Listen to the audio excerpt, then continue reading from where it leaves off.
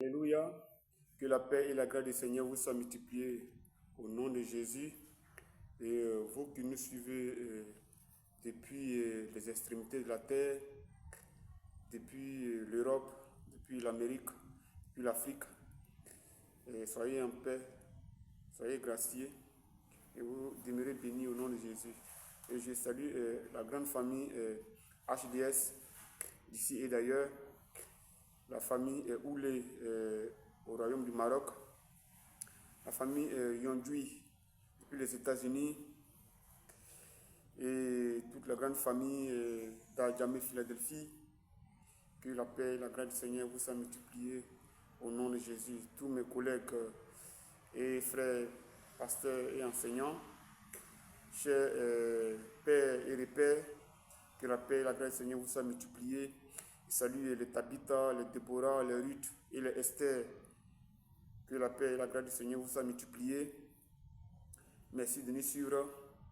Et merci pour vos prières, pour vos encouragements, pour votre soutien, pour vos abonnements, pour vos partages. Salut la grande famille Nguishi. Que vraiment, merci à vous. Je suis heureux de savoir que de là où vous êtes, vous partagez l'évangile.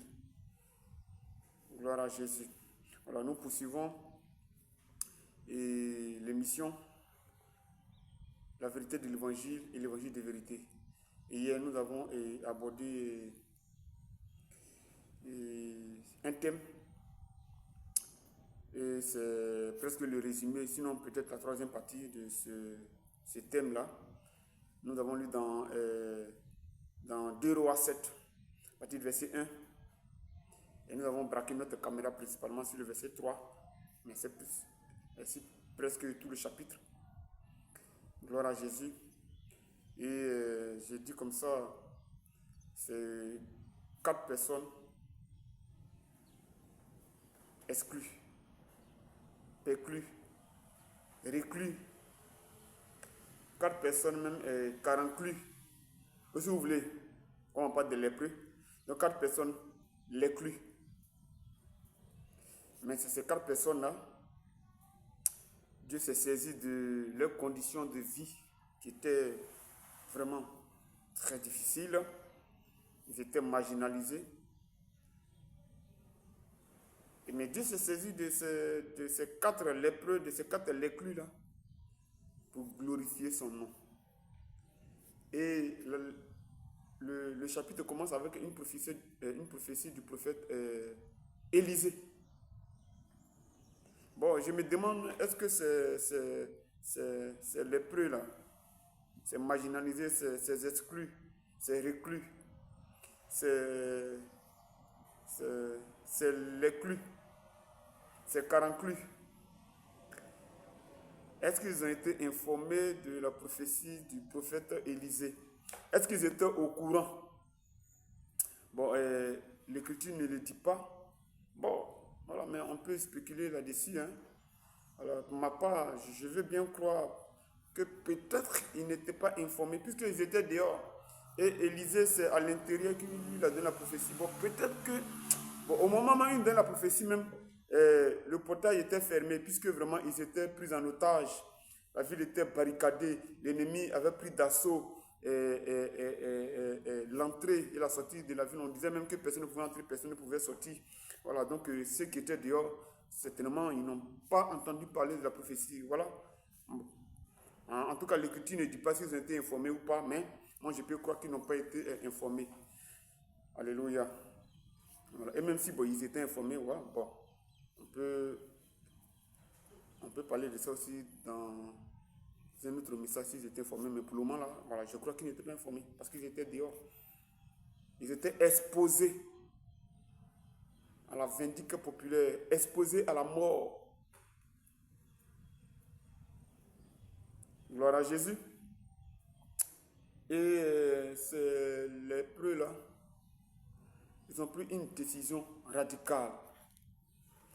Ils ont pris une décision vraiment radicale. Une décision qui avait une proportion mortelle. Une décision vraiment Bon, quand on s'arrête à Dieu pour regarder, on dit, mais bon, qu'est-ce qui a trotté dans les têtes pour prendre une telle décision? Qu'est-ce qui a pu bien se passer euh, dans leur matière grise, dans leur esprit, pour prendre une décision aussi dangereuse que mortelle? Nous lisons dans 2 Rois 7 que nous avons déjà lu. 2 Rois 7 à partir du verset 1.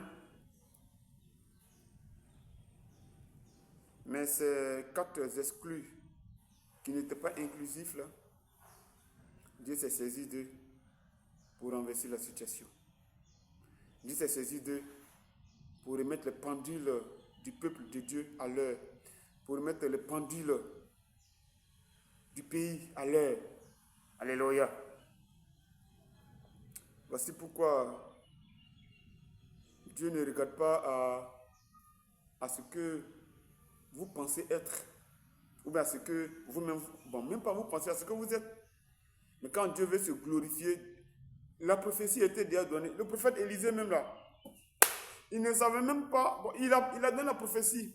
Mais comment elle va se réaliser là? C'est-à-dire, je crois même que le prophète Élisée a pensé que vraiment ça allait être vraiment une situation, vraiment, où peut-être des anges, comme il a vécu cela avec son mentor, le prophète Élie, où les corbeaux envoyaient de la nourriture.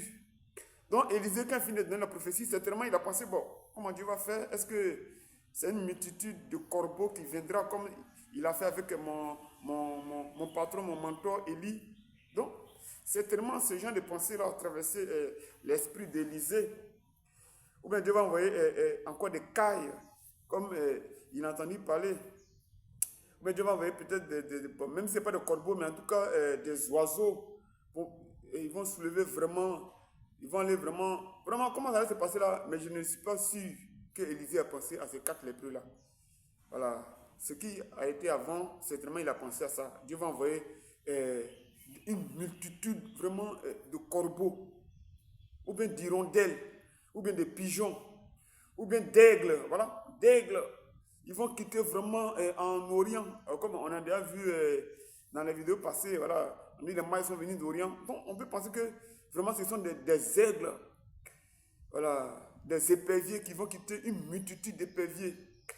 Voilà, une colonie d'éperviers qui va quitter en Orient, puis envoyer de la nourriture, de la viande, euh, du mil, du sorgho, du blé. Bon, ça peut traverser l'esprit d'Élisée. Il n'a pas pensé à ces marginalisés là, à ces personnes et ils ne devaient même pas maintenant, ils étaient chassés, reclus, exclus, perclus, l'éclus, caranclus.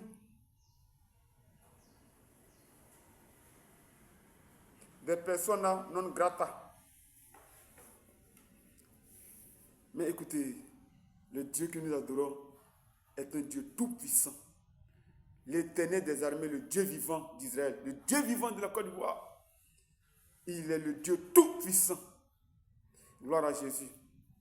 Il est le Dieu souverain. Ah, la souveraineté de Dieu. Ah, la souveraineté de Dieu. La souveraineté de Dieu. On parle de souveraineté de Dieu, mais bon, l'Église et peut-être les prédicateurs, voilà, ont peut-être mal expliqué ou bien mal interprété, mal enseigné la souveraineté de Dieu.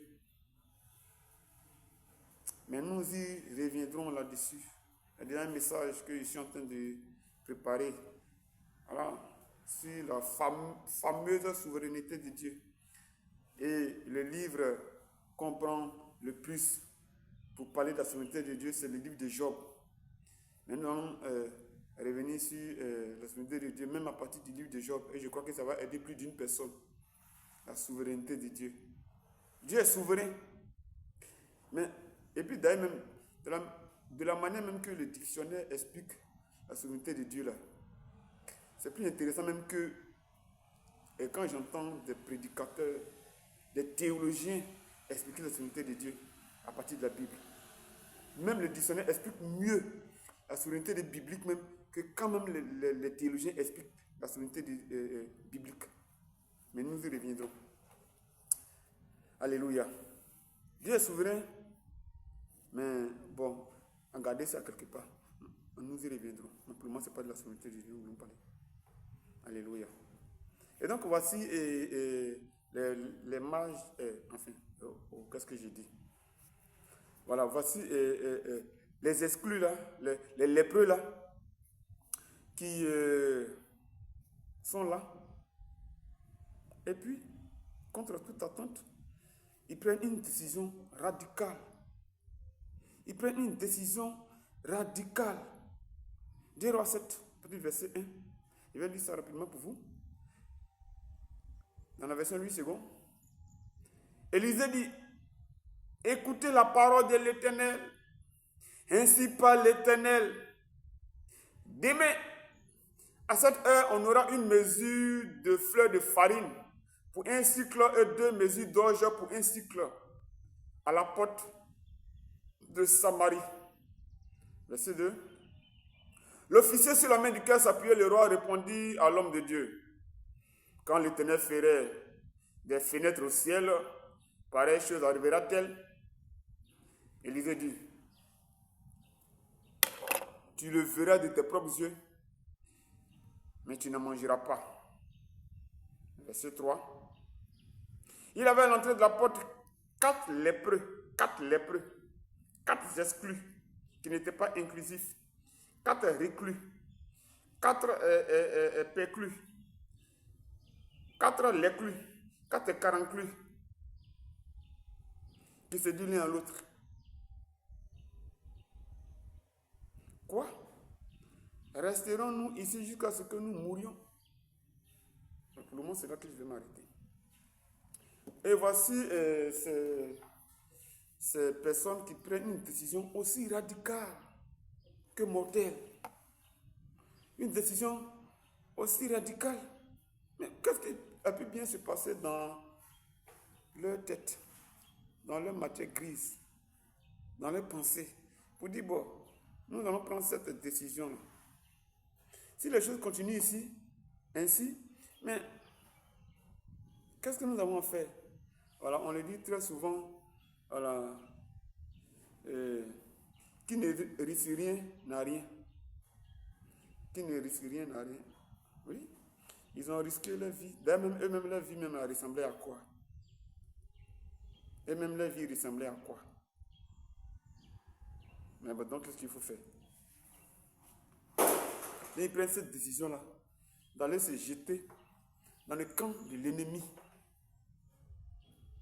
D'aller bon, je ne sais pas, mais d'aller vraiment, si Dieu n'a pas fait ça, bon, je crois que c'est le Seigneur qui les a inspirés cela. Alléluia.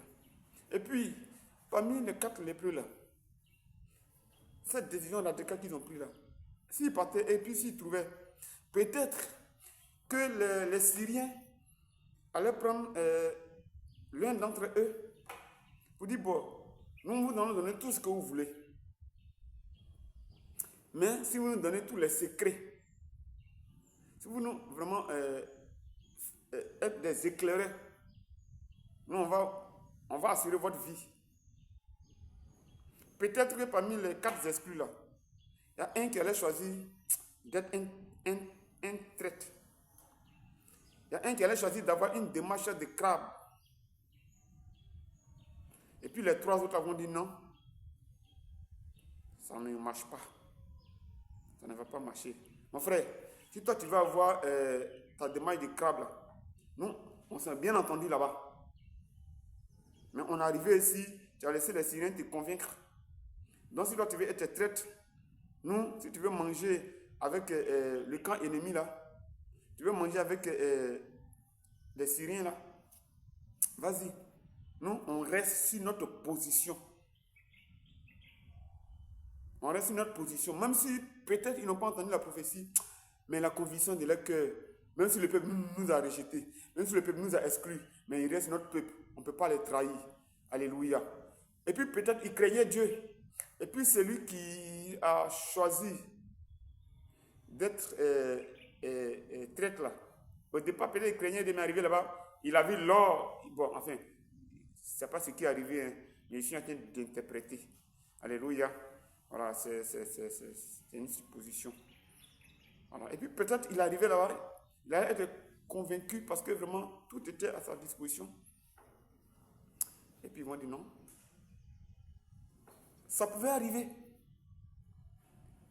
Ou même peut-être qu'il y a trois qui allaient décider de dire, bon, nous, on est arrivé sur la mauvaise, notre vie est déjà gâtée, donc nous, on va rester avec. Et puis il y a un d'entre eux qui allait dire, moi, je suis avec mon pays, même si mon pays m'a exclu, même si depuis le temple de Jérusalem, si les souverains sacrificateurs, si les prêtres, si même le roi, ils m'ont exclu, si le pouvoir central m'a exclu, le pouvoir royal m'a exclu, mais je reste avec, non seulement avec Dieu, mais avec le peuple de Dieu, avec mon pays. Alléluia. Donc voilà, enfin, ce sont des spéculations que je suis en train de faire. Voilà. Je ne sais pas ce qui est arrivé, mais il dit que ça pouvait arriver. Et donc les quatre là prennent une décision aussi radicale et ils vont se jeter dans le camp de l'ennemi. Alléluia. Mais quand ils s'en vont là, qu'est-ce qu'ils avaient à cœur? Je l'ai déjà dit hier, voilà, c'est le résumé de ce que j'ai dit que je suis en train de faire. Ou si vous voulez, la troisième partie. Ce sont dit quoi? Mes chéris, mes amis, prenons une décision sage. Et cette décision sage-là, la voici. Allons-y dans le camp de l'ennemi. Mais est-ce que ça, c'est une décision sage entre nous? Est-ce que c'est une décision sage? Prenons une décision. Allons dans le camp de l'ennemi. Donc, ils sont allés dans le camp de l'ennemi. Ils ont pris la rue qui menait dans le camp de l'ennemi. Ils ont pris le chemin qui menait dans le camp de l'ennemi. Ils ont pris la voie qui menait dans le camp de l'ennemi. Et ils sont partis. Et comme je l'ai dit hier, la répétition, la répétition pédagogique. Hein. Mais quand Job 22, verset 28, à tes résolutions répondra le succès et la lumière brillera sur ton sentier. Mais ils en avaient marre de leur situation. Ils étaient en train de mourir. Ils agonisaient, ils criaient à l'Éternel, ils criaient famine. Il dit, bon, voici la solution tout trouvée. Allons dans le camp de l'ennemi. Ils ont dit, trop c'est trop. J'explique la parole de Dieu. J'ai dit, Jésus utilisait le quotidien des hommes. Il utilisait la réalité quotidienne des hommes pour expliquer des vérités spirituelles. Jésus, toutes les paraboles de Jésus, c'est notre quotidien, la réalité quotidienne là, qui prend pour expliquer des vérités spirituelles. Alléluia, je l'ai déjà dit hier. Donc je prends cette situation-là aussi pour expliquer l'évangile de vérité et la vérité de l'évangile. Donc ils s'en vont, ils prennent une décision aussi folle que radicale, mais qui a au fond été une décision sage, une décision salutaire, une décision de délivrance. Et ils s'en vont. Pourquoi? Parce qu'ils ont dit, trop c'est trop évangélique. Un trop c'est trop scripturaire. Un trop c'est trop évangélique. Et Dieu a donné la prophétie. Mais Dieu cherchait, il dit, l'Éternel cherche un homme de foi, un homme de décision, un homme résolu pour accomplir sa volonté. Mais c'était ces quatre exclus-là. Parmi eux, ils étaient exclus, mais c'est eux qui étaient résolus. C'est eux qui avaient la foi. C'est eux qui avaient la vision.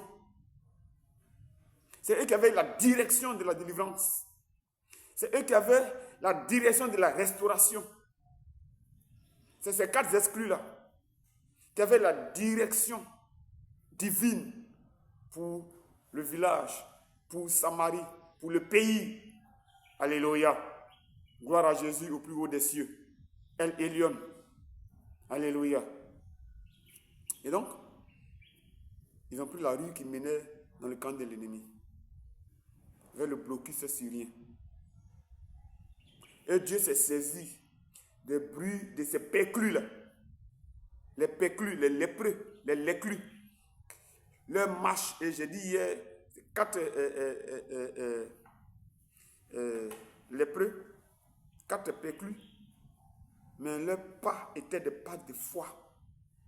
Leurs pas avaient une apparence de folie, mais au fond, c'était de la délivrance qui résonnait dans le camp de l'ennemi. Et Dieu, et comme les versets le disent, le camp syrien a entendu comme des bruits, de grandes armées. J'ai dit hier, et que enfin, j'ai interprété ça comme ça, mais ce n'est pas loin d'être faux. Alléluia. Ça peut être vrai aussi. Alléluia. Et ces 4 lépreux là, il a dit que leur pas là, c'est comme si c'était 4 légions d'anges. 4 légions d'anges, d'environ 24 000 anges ou 48 000 anges, qui a résonné dans le camp de l'ennemi. Donc, débandade totale. Et ils ont gagné temps. Ils ont pris la clé des champs. Ils se sont cherchés, ils ont escaladé, en tout cas tout ce qu'ils voyaient. Ils ont rasé les arbres. Ils ont rasé les embûches. Ils ont rasé eux-mêmes leur propre barricade. Ils ont rasé toutes les guérites qui étaient là. Ils ont rasé les murs. Ils ont pris la fuite. À cause de la marche des 4 lépreux. La marche des 4 lépreux qui ont pris la rue qui menait vers le camp de l'ennemi.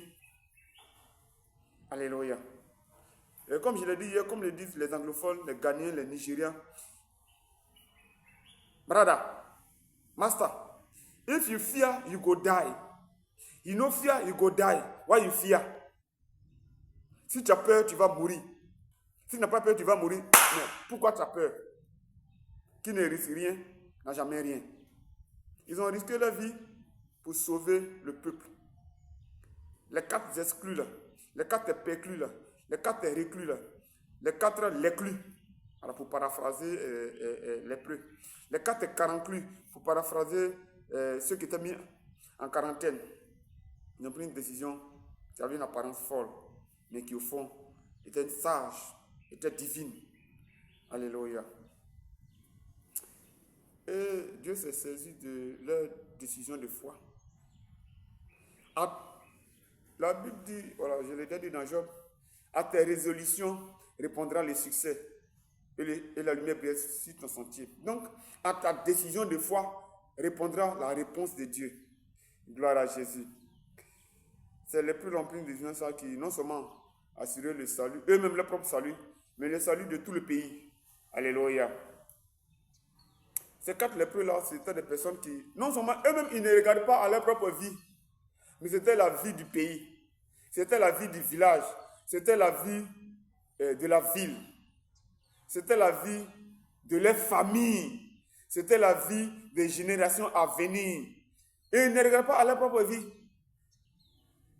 Ils ne regardent pas, parce que à quoi ressemblait leur vie? Mais ils ont dit non, nous craignons Dieu. Et nous avons l'alliance de Dieu avec nous, même si nous sommes malades, marginalisés. Mais nous restons dans l'alliance. Et le peuple là, c'est le peuple de l'alliance avec Dieu. Donc, on ne regarde pas à notre propre vie, mais à l'intérêt général, à l'intérêt national, à l'intérêt royal. Alléluia. Et gloire à Jésus. Et donc, ils se sont levés. Et ils sont partis. Alléluia. Voilà, donc de là où tu m'écoutes, ta propre vie, ta propre famille, ton village, ta ville, ton pays, ta nation. Si tu n'es pas résolu, Dieu ne peut pas sauver ta propre famille, ta maison, ton foyer, tes études, ton travail. Dieu ne pourra pas faire quelque chose. Même si prophétie a été donnée, et puis tu t'assois, tu ne te lèves pas pour prendre une décision radicale. Si, que ce soit dans ton foyer, si tu ne dis pas trop, c'est trop, dans cette situation conjugale-là, rien ne va se passer, même s'il y a prophétie qui a été donnée. Alléluia. Si tu es homme de Dieu, tu es pasteur, si tu ne te lèves pas pour dire trop c'est trop dans cette situation que l'Église traverse là, rien ne va se passer. Nous sommes arrivés au temps où vraiment l'Église va se lever pour dire trop c'est trop. Ou dans ta maison, tu vas lever pour dire trop c'est trop. Ce n'est pas un trop c'est trop un mouvement citoyen. Ce n'est pas un trop c'est trop politique, mais il dit un trop c'est trop évangélique. Et si on peut paraphraser ou bien paraboliser, pour envoyer ça dans les domaines naturels, que ce soit dans ta famille, dans ta maison, mais dans le pays, dans la Côte d'Ivoire, dans l'Afrique, dans le monde, bon, ou bien en Israël, tant mieux. Alléluia. Et écoutez, les personnes qui vont toujours rester là, et puis ils ne vont pas prendre des décisions. Mais on dit qu'il ne risque rien à rien. Mais est-ce que ça ne va pas? Est-ce que tu vas t'asseoir pour regarder, croiser les bras, et puis regarder comme ça? Tu vas t'asseoir pour croiser les bras? Non. Mais tu as lamentablement échoué. L'échec, c'est d'abord psychologique. C'est d'abord spirituel avant que ça ne se matérialise. Tu ne vas pas t'asseoir pour regarder comme ça la situation de ton village, de ta propre famille, de ton église, de ta maison, de ton foyer, ma chérie. Il faut crier. Lève-toi. Jésus a menacé la tempête. Lève-toi et puis menace le bateau qui veut chavirer. Lève-toi et menace la tempête qui veut faire chavirer ton foyer. Lève-toi et menace. Mais avant de te lever demain, il faut dire trop, c'est trop, comme c'est lépreux là. Pour sauver. Donc, tu n'as même pas, tu as eu des diplômes. Et puis tu es assis là. Il faut dire trop, c'est trop. Chômage. Tu as dépassé l'âge. Tu vas presque dans la trentaine, mais tu as dépassé la trentaine. Tu es une jeune fille, une sainte jeune fille à l'église. Il faut dire célibat. Trop, c'est trop. Il ne faut pas faire vecteur brousse comme les élèves de 10 ans. Il faut prendre la rue qui mène vers la présence de Dieu, vers la prophétie. Alléluia. Et c'est ce que c'est marginalisé l'ont fait. Et puis, j'ai dit, même s'ils n'ont pas entendu la prophétie, mais ils avaient quelque chose dans le cœur qui bouillonnait dans le cœur. Qui bouillonnait. Comme si même la prophétie brûlait dans le cœur. C'est comme dans, je crois, Luc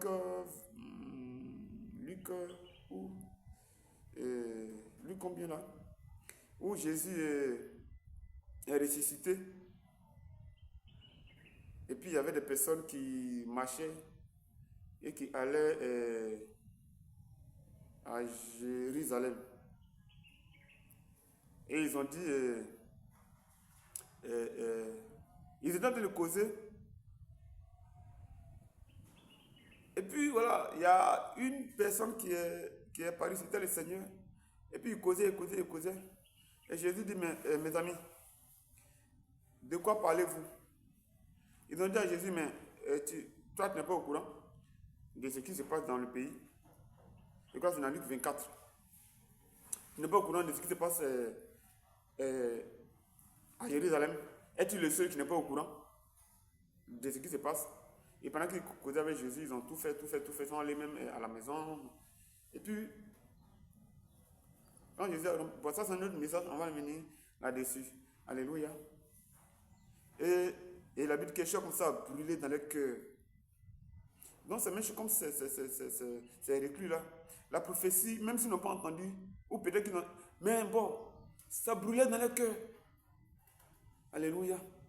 Et ils se sont levés, ils sont partis. Gloire à Jésus. Donc, mes amis, Je vous encourage à vous lever pour votre propre maison, pour votre foyer. Ma soeur, ton foyer est en train de basculer dans le camp en sens inverse. Lève-toi pour ton foyer. Ta maison est en train de basculer. Lève-toi pour ta maison. Ton village est en train de basculer. Lève-toi pour ton village. Ton ministère est en train de basculer. Lève-toi pour ton ministère dans la prière, dans la parole de Dieu. Surtout dans la parole de Dieu. Alléluia. Ton pays est en train de basculer dans les travers. Ton pays est en train de basculer. Est en train d'aller à la dérive. En train de chavirer à tous les niveaux.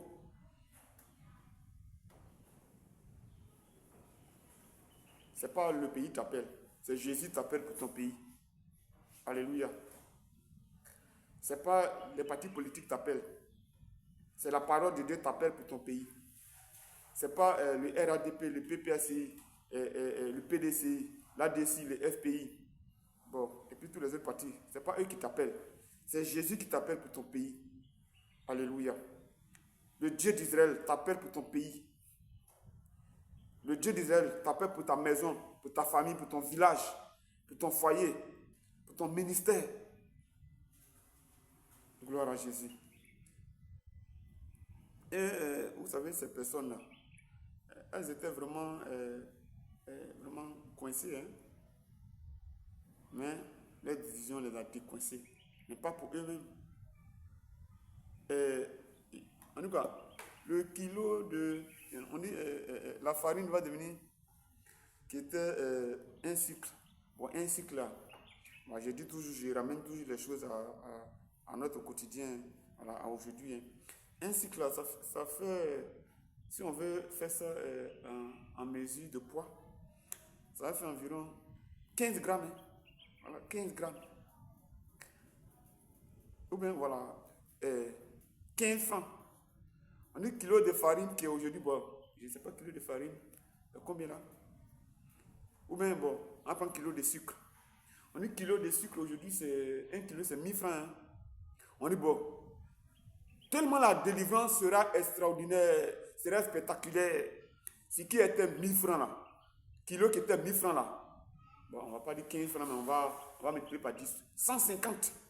Et pourquoi pas mettre 15 francs? Parce qu'un cycle là, c'est au moins 15 grammes. Bon, voilà, on va mener ça dans le domaine monétaire. 15 francs le kilo. Huile qui était à 1 kilo à 1000 francs là. Et bon, enfin 1 litre à 1000 francs là. Ça sera 1 litre à 150. Alléluia.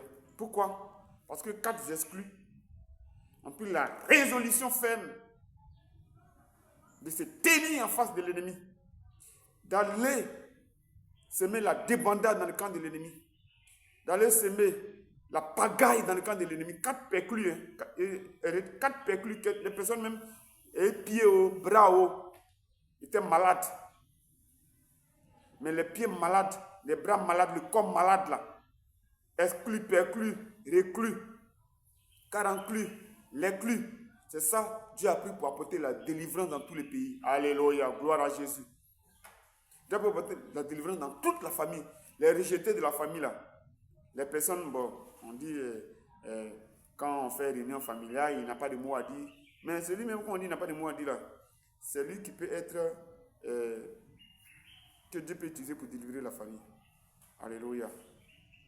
Ton foyer là, il ne faut pas t'asseoir pour regarder le diable en train de saccager ton foyer. En train de malmener la vie de tes enfants. Et puis tu dis, Dieu va faire. Dieu ne va pas faire. Dieu ne va pas faire. C'est toi qui vas faire.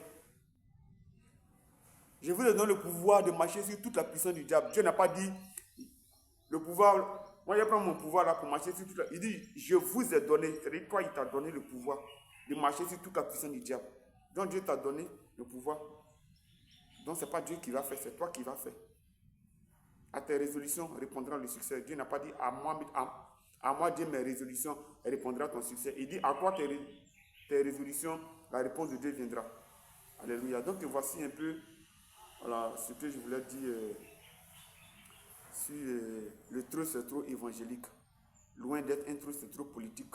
Loin d'être un truc, c'est trop d'un quelconque parti politique. Loin d'être un truc, c'est trop, enfin, mouvement citoyen. Mais un truc, c'est trop évangélique de la parole de Dieu. Alléluia. Maintenant, chacun peut prendre ça pour aller dans son écurie politique. Chacun peut prendre ça pour aller dans sa famille, pour mettre ça en œuvre dans sa famille, pour mettre ça en œuvre dans son écurie politique, pour mettre ça en œuvre dans sa chapelle politique, pour mettre ça en œuvre dans son ministère, mettre ça en œuvre dans son village même, mettre ça en œuvre dans son travail. Dans le fauteuil de directeur où tu es assis là, le fauteuil de PCA, le fauteuil vraiment de bureau où tu es assis là. Mais quand tu te lèves à 17h puis tu vas à la maison, c'est qu'on fait sur ton fauteuil au bureau là. Est-ce que tu connais? Voilà. Donc c'est de ça aussi que je vais parler. Ton poste ministériel là. Bon, d'accord? Gloire à Jésus. Ton foyer où tu es assis comme une reine. Alors tu tends ta main, son main, puis ça vient là. Ma chérie. D'accord? Vous êtes bénis au nom de Jésus. Que la paix et la grâce du Seigneur vous soient multipliées. Dieu bénisse ceux qui nous suivent et de très loin. Alors, que vraiment merci encore beaucoup. Vous êtes bénis de là où vous êtes. Que vraiment la paix du Seigneur continue de vous éclairer dans l'évangile de vérité, dans la vérité de l'évangile. Gloire à Jésus. Amen.